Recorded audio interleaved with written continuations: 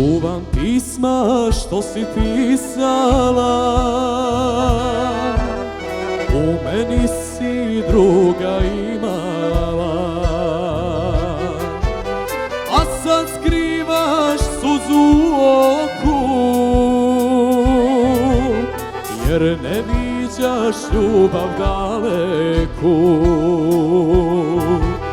A sad skrivaš suzu u oku, jer ne viđaš ljubav daleku.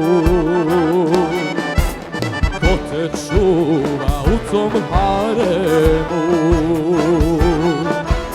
ko ti sprema haljinu svilenu,